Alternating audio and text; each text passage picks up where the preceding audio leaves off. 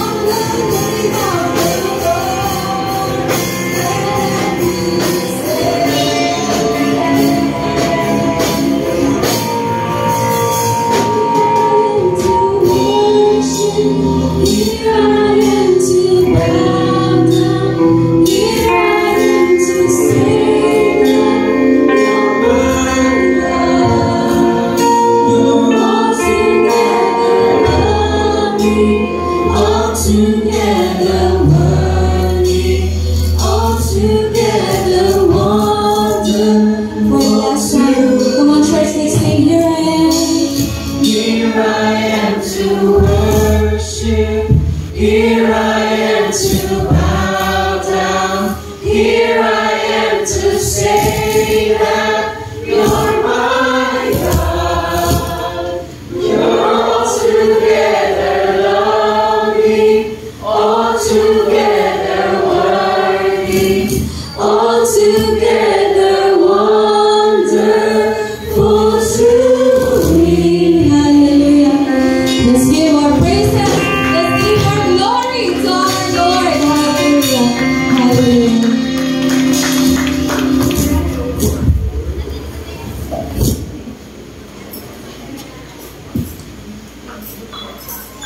Tawag sa pagsamba. Ang taong malakas, bakit ka nagyabang sa gawa mong mali? Pag-ibig ng Diyos ang mamamalagi. Balak mo'y sa akin ang iba ng iyong matalim na dila ng pagsisinungaling. Higit na matindi ang iyong pag-ibig sa gawang masama. Higit na nais mo'y kasinungalingan kaysa sa gawang tawa. Taong sinungaling, ang iba'y gusto mong saktan sa salita. Kaya't wawasakit, aalisin ka ng Diyos sa loob ng torda. Sa mundo ng buhay, aalisin ka niya. Ito'y makikita ng matuwid, matatakot sila, at ang sasabihin ay pawang nagtatawa. Masdan mo ang taong sa Diyos ay di sumampalataya. Sa taglay niyang yaman, nananangan at nagpapalakas ang kanyang kasamaan. Kayo'y kahoy na olibo sa tabi ng templo, ang aking katulad. Nagtiwala ako sa pag-ibig ng Diyos na di kumukupas. Di ako titigil na magpapasalamat sa iyong ginawa. Ang kabutihan mo ipapahayag ko kasama ng madla. Para po sa ating pagmulang awit, awitin po natin ang Light of the World.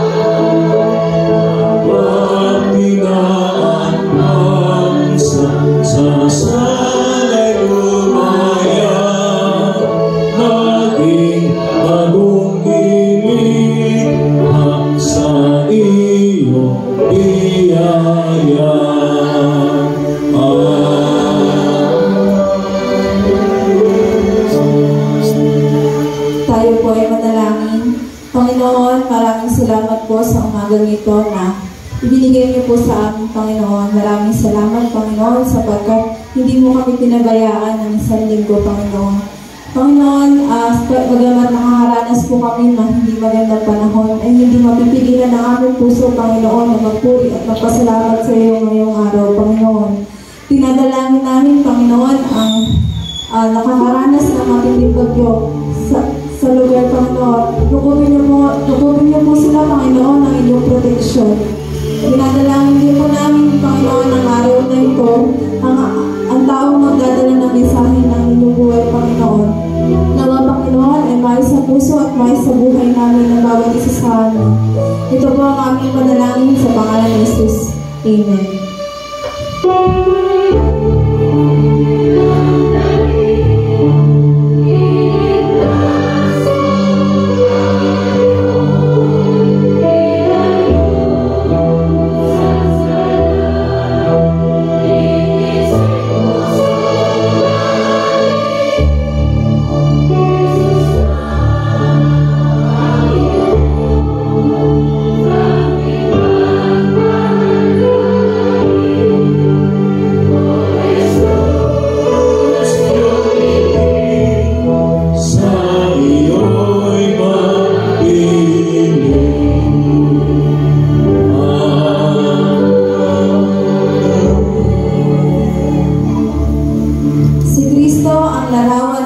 na di nakikita.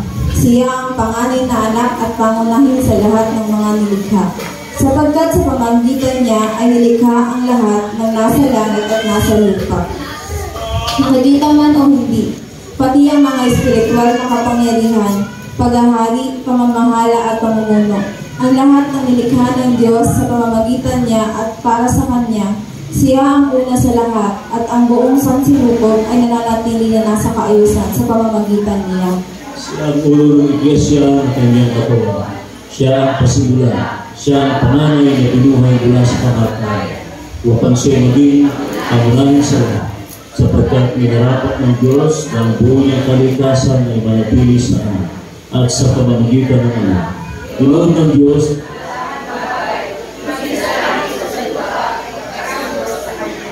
nakagpaan ng kapayapaan sa pamamagitan ng dugo ng kanyang anak na inihalay sa Kanya.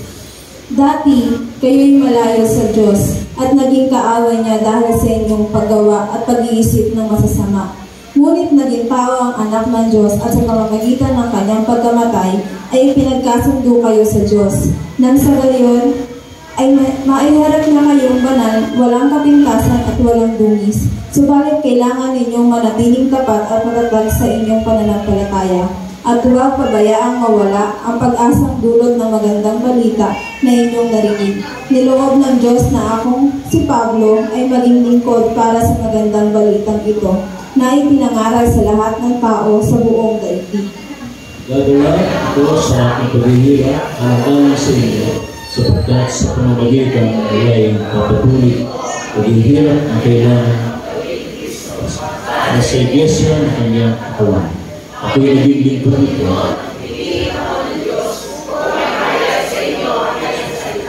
Ang ginagawa Tayo pong lahat, iloob ng Diyos na ihayag sa kanila kung gaano kalakila at kapanghapang mga liwagang ito para sa mga itim na walang iba kundi si Kristo ang nasa inyo. Siya ang ating pag-asa na tayo'y makakabahagi sa kalwatian ng Diyos. Iyan ang dahilan kung bakit ipinangaral namin si Kristo. Ang lahat ng aming binalagaan at tinuturuan ng buong kaalaman upang maiharap namin sa Diyos ang bawat isa ng ganap at walang kapintasan dahil sa kanilang pakikipag-isa kay Kristo. Ating pong pakinggan ang awit ng mga bata.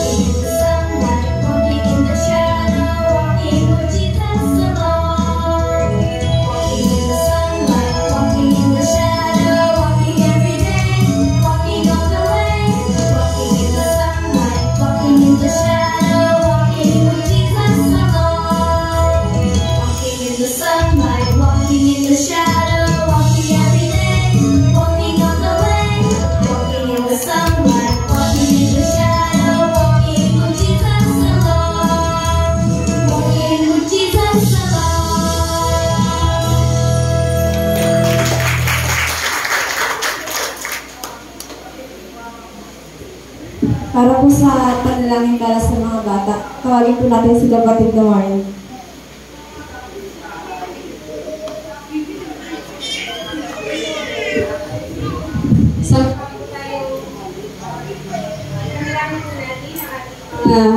Bata.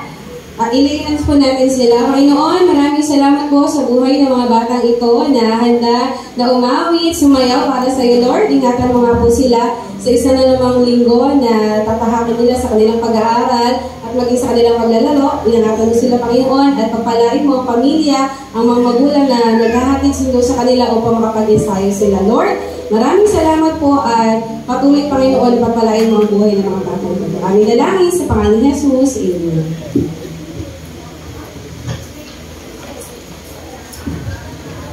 Sige po, tayo saglit na hindi mapatiid sa muli halos sa continuation po ng ating pagbasa. Ito sa Lucas 10, 38 to 42. Lucas, Kabanata 10, mula talatang 38 hanggang 42. Si Jesus at ang kanyang mga alagad ay nagpatuloy sa kanilang paglalakbay at pumasok sa isang nayon. Malugod silang tinanggap sa tahanan ni Marta at ng kapatid niyang si Maria.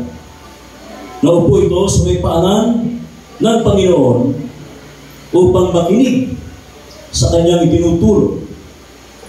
Si Marta naman ay abalang-abala sa paghahanda. Kaya lumapit siya kay Jesus at dumaing, Panginoon, bakit wala po ba sa inyo na pinababayaan ako ng kapatid kong maghanda ng nag-iisa? Sabihan nga po ninyo siyang tulungan naman ako. Ngunit sinabi ng Panginoon sa kanya, Marta, Marta, nababalisa ka at abalang-abala sa maraming bagay. Ngunit, iisa lamang ang talagang kailangan. Mas mabuti ang pinili ni Maria at ito'y hindi aalisin sa kanya. Pinagpala tayo ng Diyos sa pagbasa ng kanyang mga salita. Amen.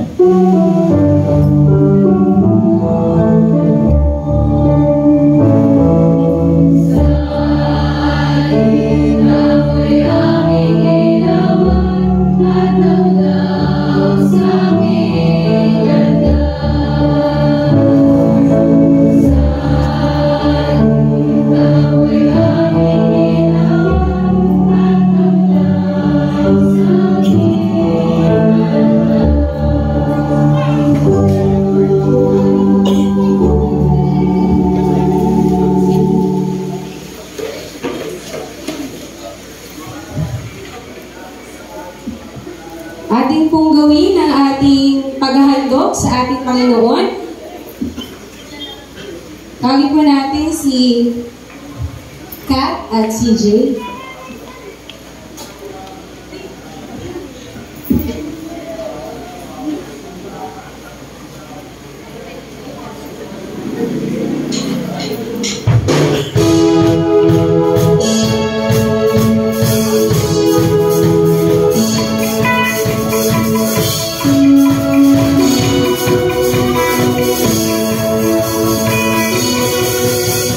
Sa mga panalangin ka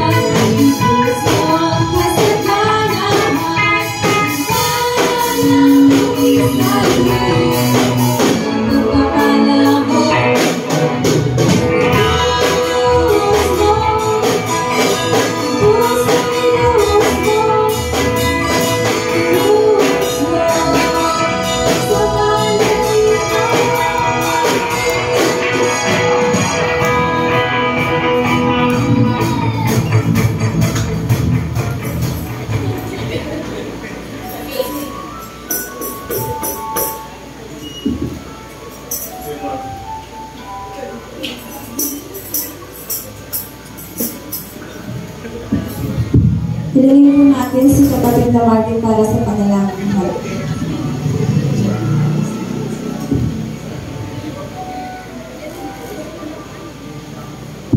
Pwede po ba natin extend ang ating mga kamay dito sa ating mga kaloob? Sige po, sama-sama natin ito at panalangin. Dakila namin Diyos, patuloy ka namin pinupuri, dinalakila at pinapasalamatan. Salamat o Diyos sa iyong katapatan sa aming mga buhay. At dahil dito, Panginoon, ay kami ay nakakapagbalik, Panginoon, ng aming mga kaloob para sa iyo. Ang aming dalangin o Diyos, nawa ito ay magamit ng iyong iglesia sa mas ikalalago pa, Panginoon, ang iyong kaharian dito sa lupa. Pagpalain mo ang bawat kamay, ang bawat bulsa, Panginoon, ay pag-apawin mo, Panginoon, sa iyong mga pagpapala, upang higit pa kaming makapagpaloob at makapagbigay sa iyo, Panginoon. Patuloy mo kaming pagpalain, patuloy mong ibigay ang aming mga pangangailangan upang higit namin maipakita namin sa iyo, O Diyos, kung gaano ka namin kamahal, kung gaano namin kamahal ang iyong iglesia, ang iyong kaharian dito sa lupa, Panginoon. Pagpalain mo ang bawat isa, ito po ang aming dalangin. Amen. Ngayon po ay mapapakinggan natin ang mensahe ng awit na dadalhin sa atin ng ating koro.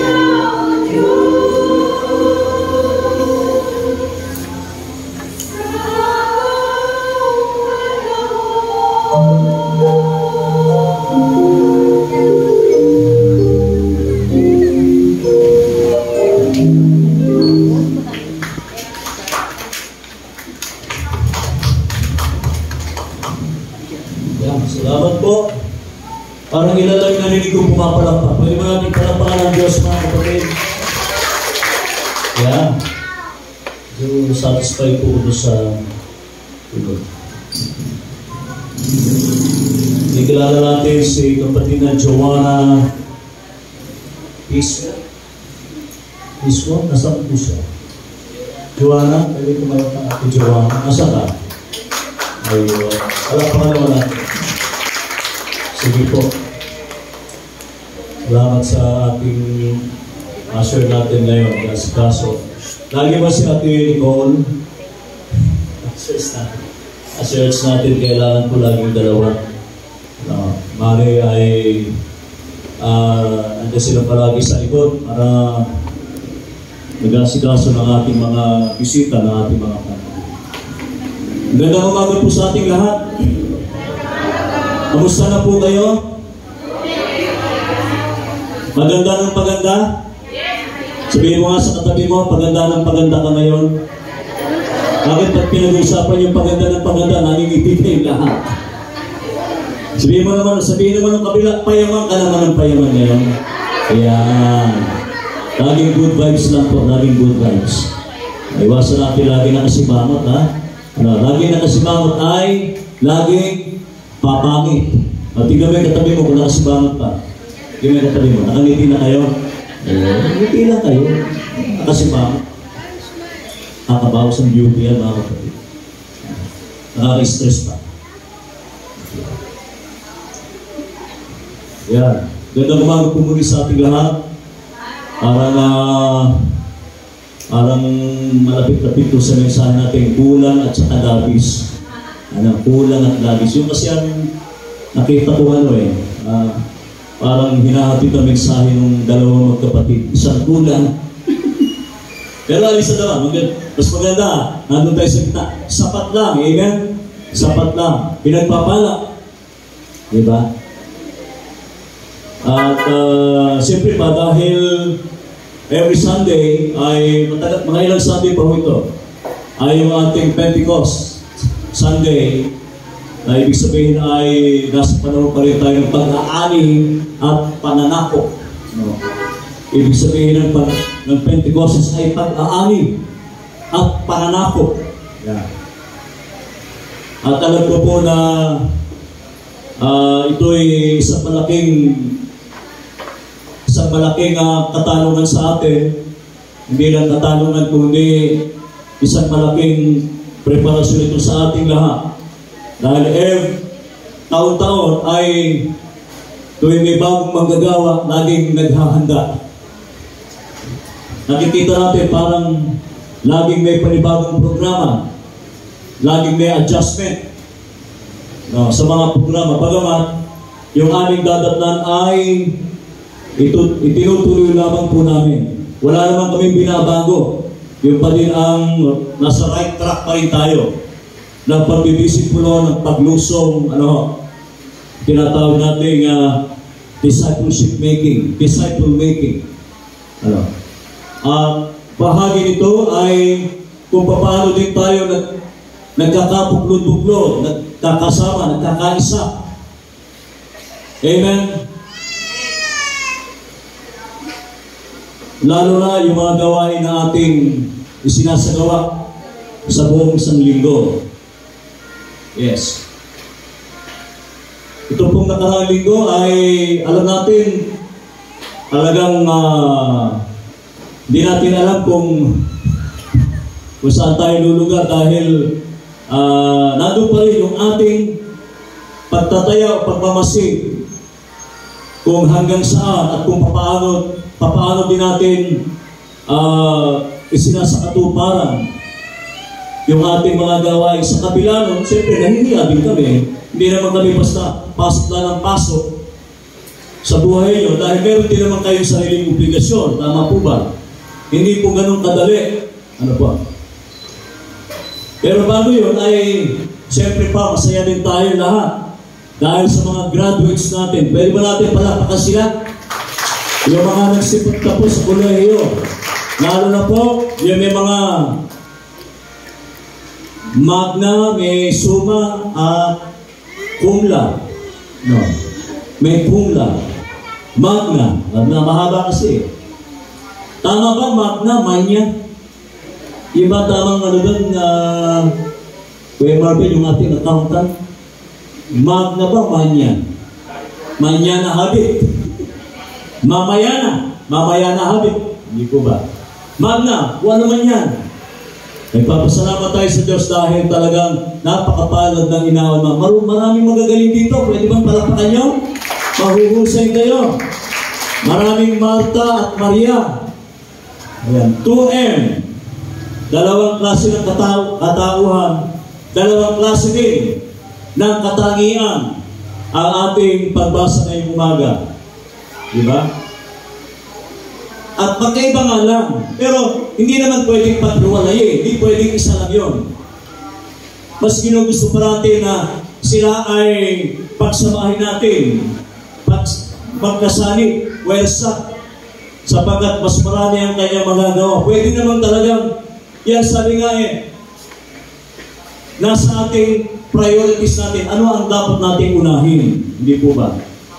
At tulad namin, kung gusto kong unahin yung buhay ko noong araw, hindi niyo ako kilala, hindi po ako isang manggagawa.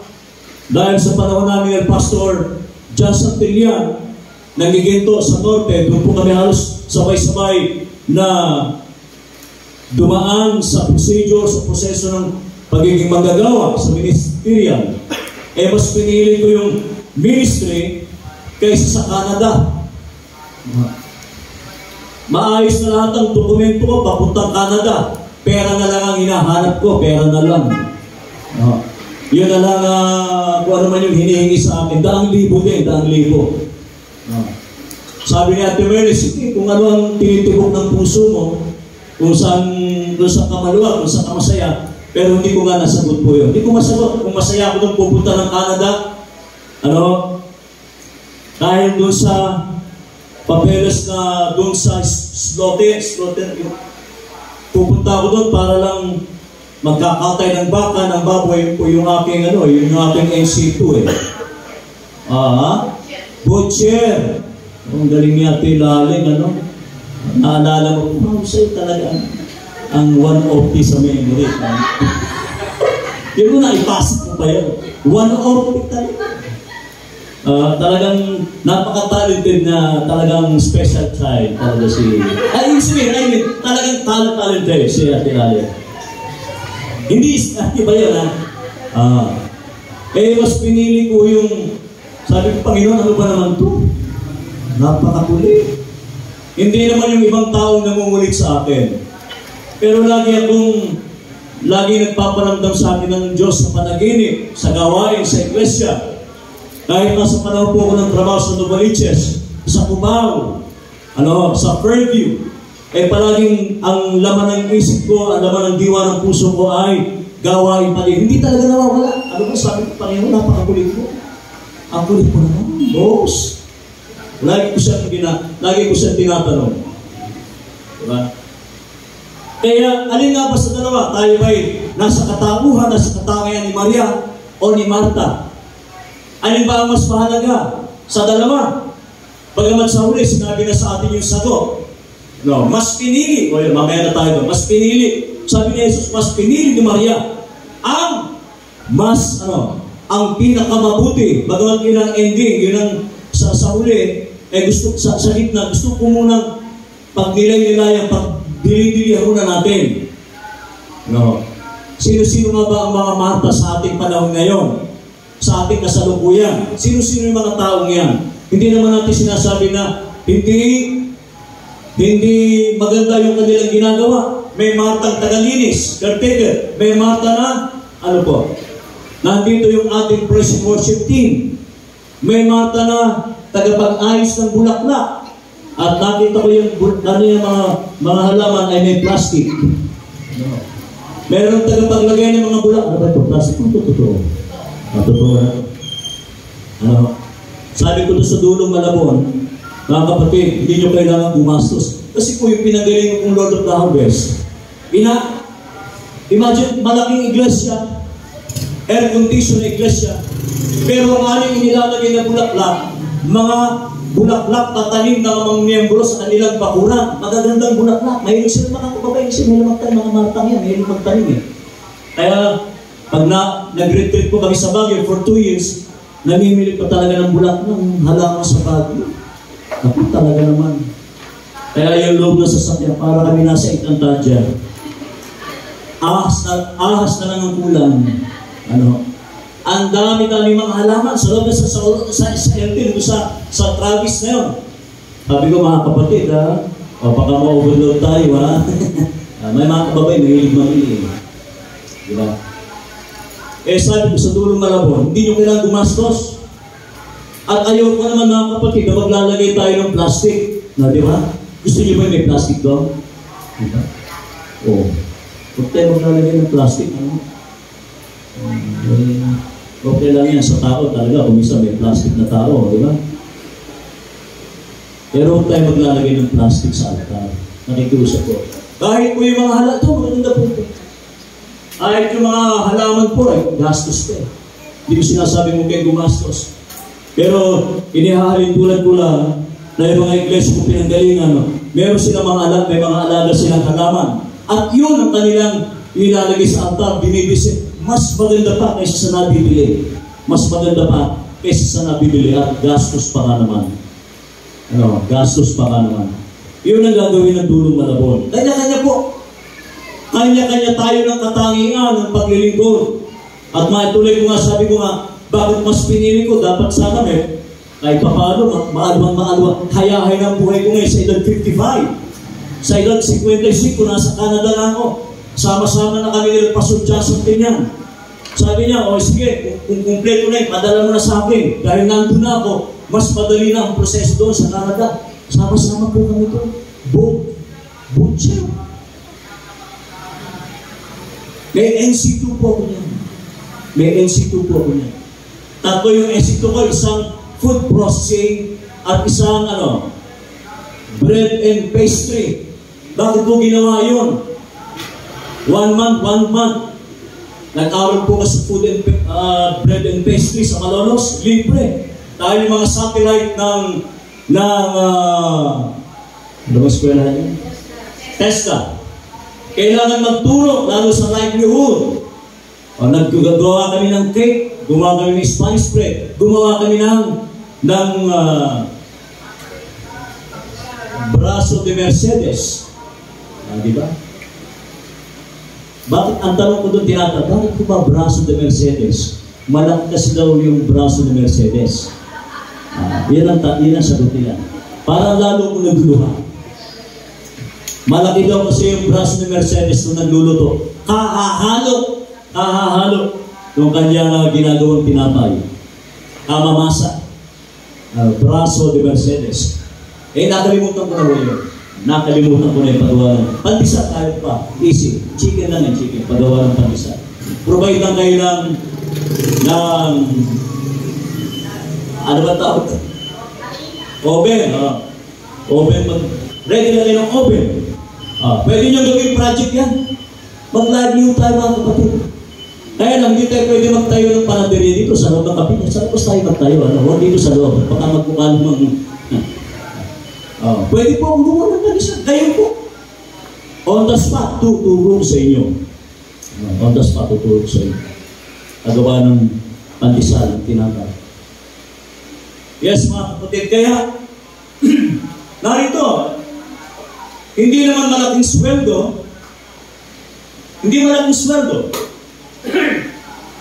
Pero sabi ko, Panginoon, paano ba naman ito? Tapos na yung papeles, dokumento. Ito na lang, pera na lang hinihintay ko. Papunta na ako ng Canada. Sabi niya, tumigil ka. Pinatawag pa nila. Kailangan dito sa iglesia. Kailangan ko ng manggagawa. Kasi sabi ko, konting manggagawa. Maraming aanihin. Napakalawak ng pagmimisyonan, pero kakaunti lang ang mag-aani. Iniwanan ko yun. Wala, nabubulok na yung dokumento ko. Engineer, Ines, nabubulok na yung dokumento ko. Susunugin ko na, wala na eh.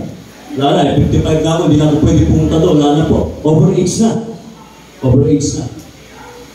Pero kung itinuloy ko yung sa edad ng 28, 27, 28, Sayang. Ang sarap sana ng buhay ko sa, alam mo, Canadian sana mo, you know? Di ba? Kasi nung nakala sa Maya, bawal kong mag-Tagalog, may fine. Ate Lisbeth, bakit naman gano'n mga topic natin, bawal mag-Tagalog? Kaya talagang naubusan ako ng naubusan ako mag-English, mga kapatid. Tahimik na lang ako, hindi ako nag-i-English. Sayang, kung natuloy po ako sa Canada ay English sana mo ngayon. English po pinindala sana mo ngayon, mga kapatid. Yes. Bagaman, nagawa ni Maria na maupo sa paanan ni Jesus kasama ng mga kalalaki, bawang na nakihalubilo ang mga kababayan sapagkat sa panahon wala silang bilang. Hindi sila dapat nakikupo sa mga, dapat ay piwalan. Ang mga kababayan ay pambahay lang, pantahanan. Hindi po sila dapat nandoon, halubilo ng kalalakihan. Kaya, isang malaking iskandalo na si Maria ay umupo mismo sa paanan ni Jesus at nakinig kasama ng mga alagad. Alam niyo mga kapatid, kapag ang kababaihan ay nakihalubilo sa pag-aaral ng mga kalalakihan, malaking iskandalo. Chismis po yun, sigurado. Chismis yun. Pag-uusapan ka at hindi mo alam kung kailan mamamatay yung issue na yun dahil bakit nandun ka. Samantalang ikaw ay plain housewife laang, sabi niya. Laang. Ikaw ay, dapat lang nasa bahay, nag-aalaga ng aking mga anak, ng mga Hudyo, ng mga Hebreo. Yun na ang trabaho mo.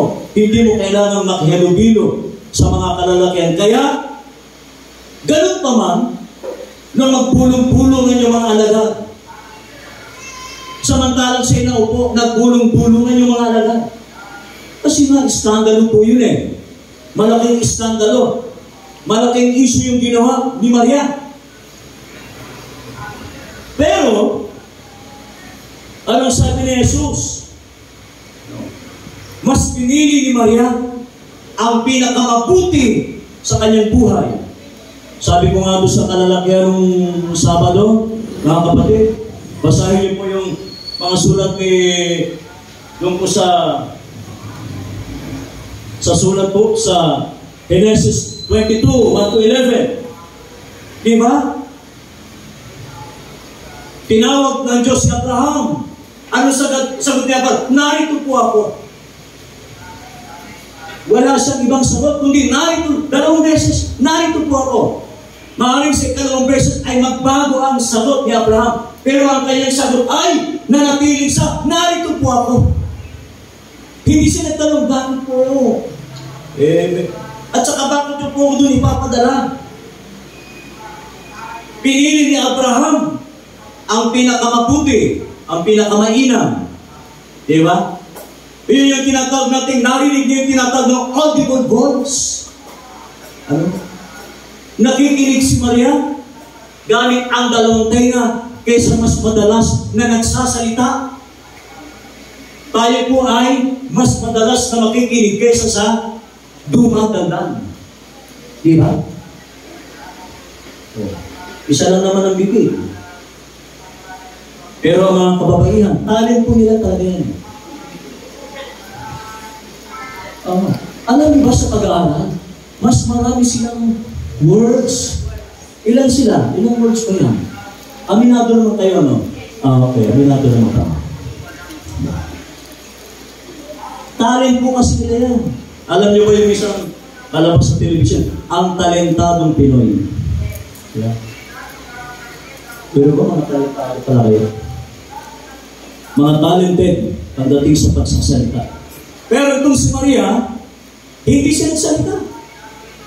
Basta pagdating ni Jesus sa kanyang bahay, sinalubong niya sa Jesus at sumalampak siya talaga. Hindi po yung nandun lang siya taupo. Kasi wala namang uupuan ng araw eh. Makikinig ka sa guro, sasalampak ka, agency, nakaganon ka, nakasalampak ka. Para sa pakialam, kahit na ano ang bulong-bulungan nyo rin, mas mauupo ako. Nandun muna ako. Makikinig ako kay Jesus, uunahin ko muna siya. Bago ang lahat, sabi nga lolo ko mga araw, patay lang ang may dahilan. Sinasabi niyo, pag gusto ay may paraan, pag ayaw ay maraming dahilan. Amen po ba ron, mga kapatid? Ang ating mga OFWs. Kumusta po kayo dyan? Hindi po ako nagagalit. Nagpapaliwanag lang po.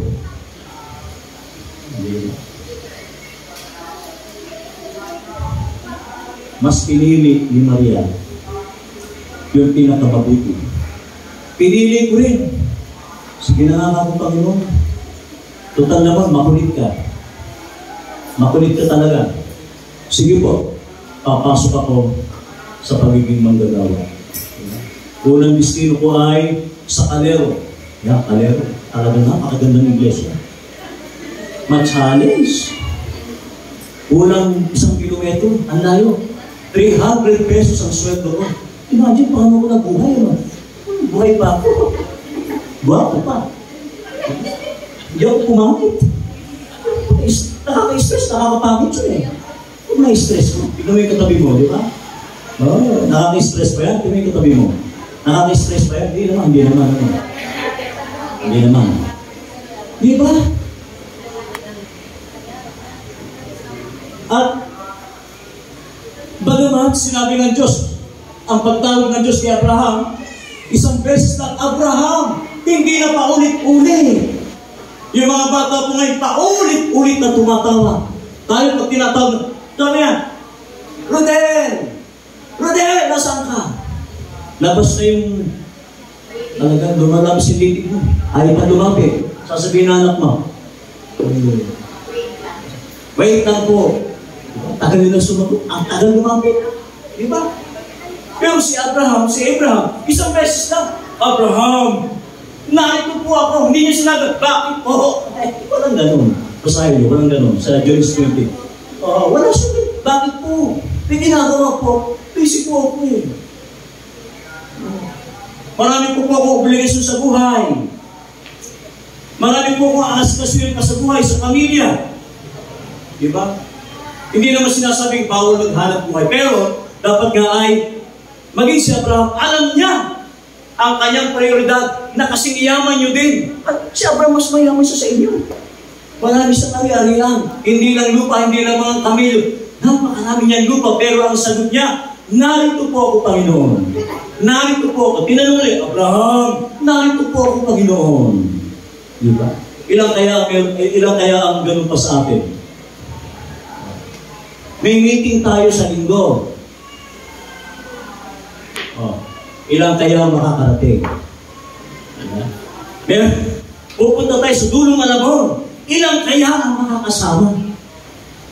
Yan, ganyan po yan. Diba? Maaaring may paglalaban sa damdamin natin, sa puso natin. Pero ito nakakalungkot. Si Martha, sabi niya, Panginoon, inutusan po si Jesus.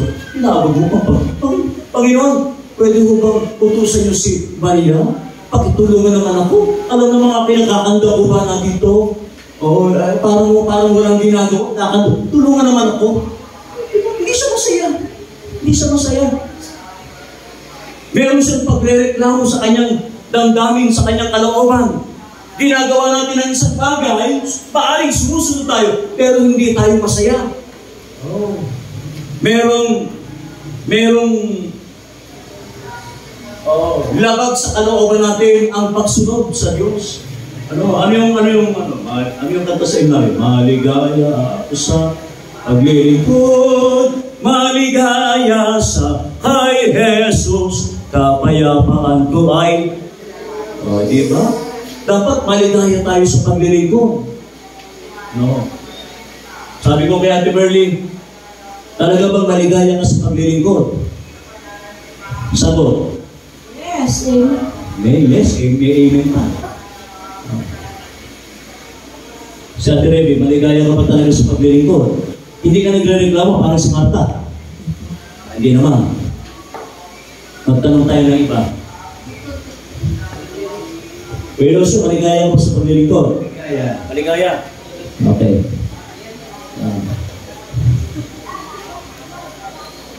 Ginigising na kita.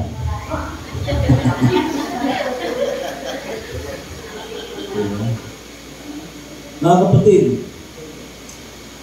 nasa atin po yan. Talaga nga bang maligaya tayo sa paglilingkod? Talaga nga ba yung ginagawa natin dito, hindi tayo napipilitan. Yung pagpunta nyo yung sabi, hindi pa talaga. Baka naman, talagang kailangan may kusa. Hindi na kailangan, anak, linggo ngayon. Pag sinabing, Abraham, narito po ako. Abraham, papunta na po ako ngayon. No. Hindi na ho, hindi na pinipilit. Sa yugan din po. Konti lang naman yan, konti lang. May kusa na. May kusa talaga sila. Malayo pa lang yung oras namin. Talaga kumakalampak na. Ako naman, nawiwindan na ako. Talagang may kusa na. Hindi na mapuputput yung kamay mo ng architects.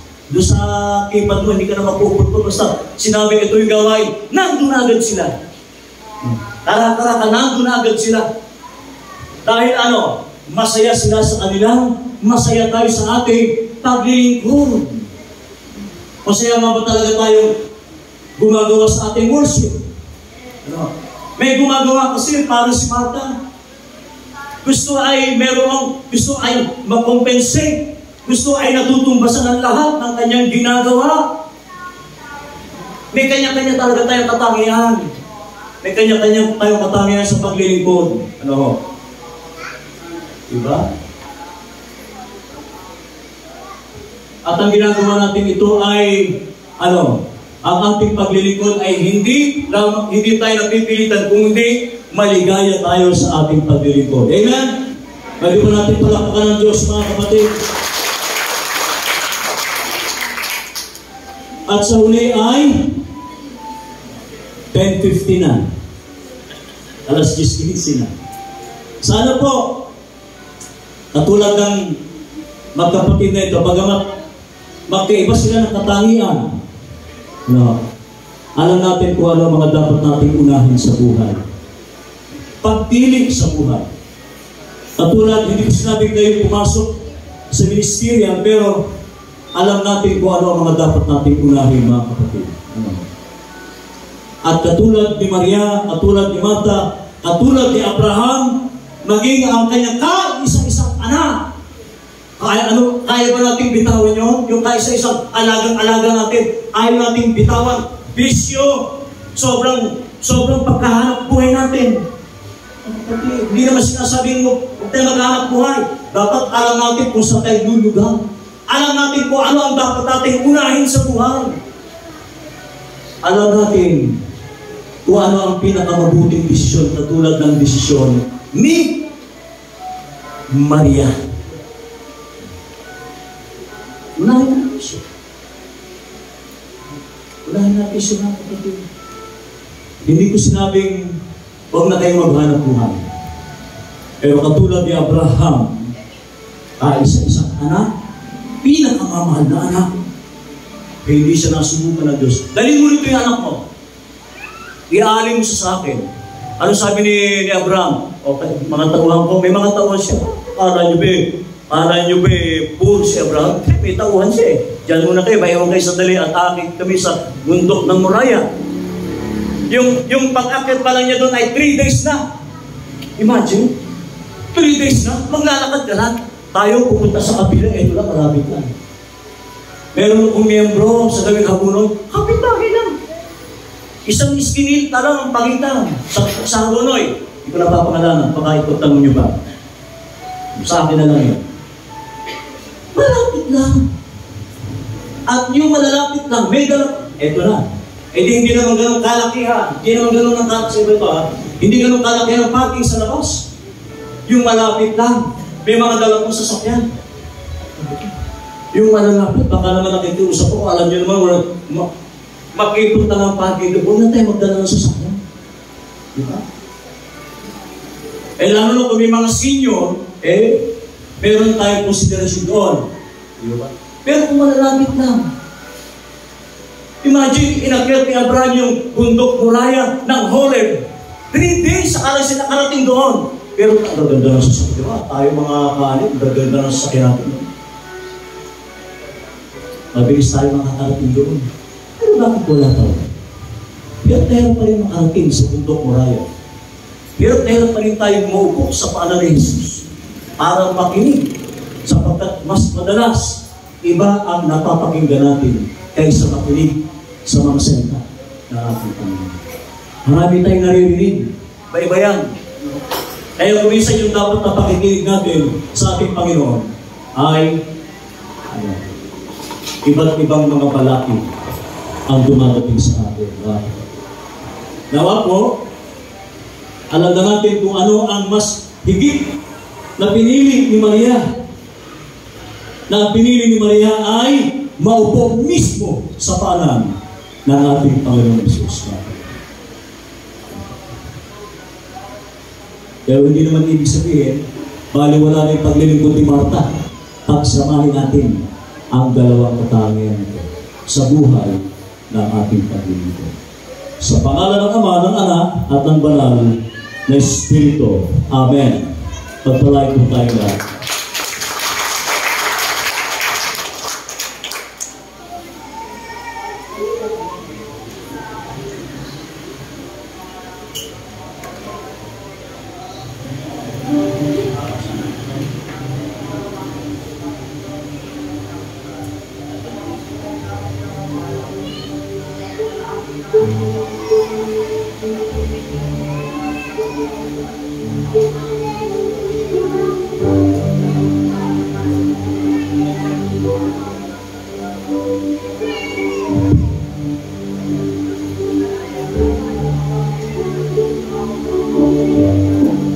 Para po sa awit na pasasalamat talaga, awitin po natin ang More Love to Thee.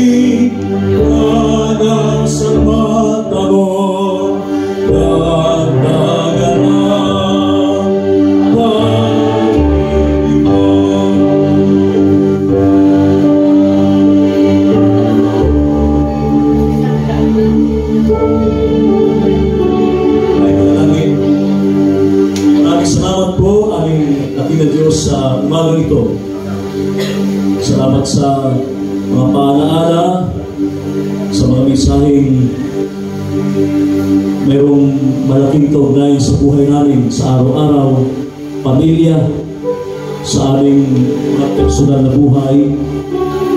Hindi naman po maging masama na maging abalang-abala kami, aligadang-aligaga sa buhay, maraming alalahanin, maraming iniisip, minsan ay nakakapagdulot ng karamdaman sa aming katawan. Ang mga stress na ito, ang dali-dali po nila, Panginoon, talagang nagsisilbing toxic sa amin. Minsan naman ay huminga kami.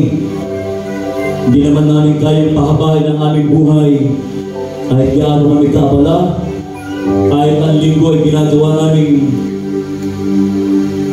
hanap buhay. Tawarin mo kami, Panginoon. Kailangan lagi kami maupo sa iyong tabi, makinig kami sa iyong mga sinasabi. Ipahinga yung aming isip at aming puso. Sa loob ng isang linggong pagod kami sa iba't ibang mga obligasyon. Salamat po, Dakilang Diyos, sapagkat katulad ni Maria, ano man ang narinig niya, bulong-bulungan sa kanyang ginawang desisyon na maupo sa tabi mo, sapagkat malaking iskandalo sa kanila na makihulubilo sa mga kalalakihan. Sila po ay pangtahanan lamang. Pero tulad ni Maria, ito ay isang refleksyon ng buhay sa amin.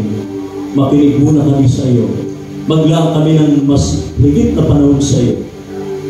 At ang pagkatapos lahat ng yan, saka pa lamang ang mga marka namin sa buhay, saka pa lamang ang aming mga hanap buhay, obligasyon, at ibang mga bagay pa.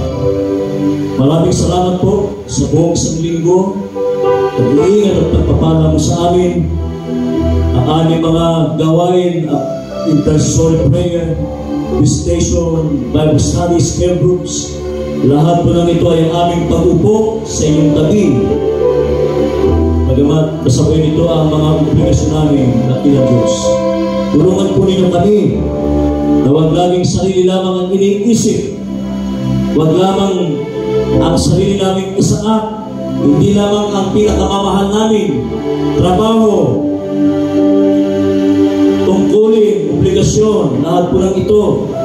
Pera, isa po yan sa pinakamamahal namin. Hirap, pero kaming bitawan. Dakilang Diyos, tulungan po na kami na maging maluwag kami sa lahat, sapagkat nasa iyo ang pagpapala. Sabi mo nga, ikaw ang aming unahin, at ang lahat ng ito'y ibibigay mo. Kasunod pa lamang mo ng aming paglilingkod sa iyo. Maraming salamat po sa lahat ng biyaya, kalakasan, pag-iingat sa aming mga kabuhayan sa araw-araw. At nawa po, palagi namin isipin na ikaw ang pamunahin sa lahat. Ni Abraham, ni Maria, ikaw ang laging manguna sa amin, Dakilang Diyos. Huwag namin bigyan ng puwang na mahadlangan kami upang kami lumapit sa iyo. Lagi kaming makinig. Hindi lamang ang laging sarili namin ang pinatitinggan namin. Laging kami, ng kami. Ikaw naman ang aming pakinggan, Dakilang Diyos, upang malagay sa tamang direksyon ang aming paglilingkod sa iyo. Salamat po muli. Ito ang aming samang dalangin sa makapangyarihang pangalan ni Jesus. Amen.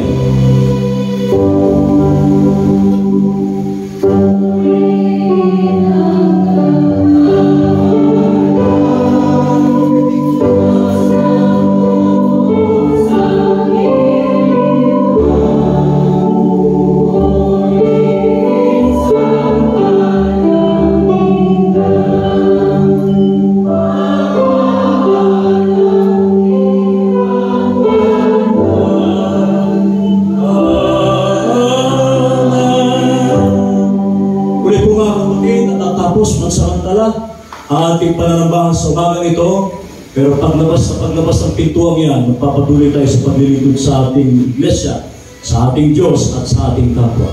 At tulad ni Maria, ang pagunahin sa lahat ay ang pakikinig sa ating Diyos. Samahan tayo sa pagitan ng ating mahabaging Ama, patuloy na paliwanagin ang kanyang mukha sa atin, at ang patuloy na pagliligtas ng ating Panginoon Kristo, at ang kaaliwan laging manahan sa ating mga tahanan, sa ating sambahayan, sa ating paglilingkod sa ating kapwa. Tanggapin natin ang kanyang banal na Espiritu mula ngayon at magpakailanpaman.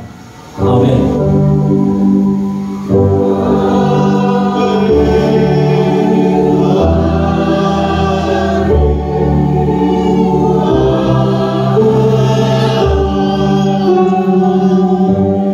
At maraming Diyos, maraming salamat po. Pagpalain tayo lahat.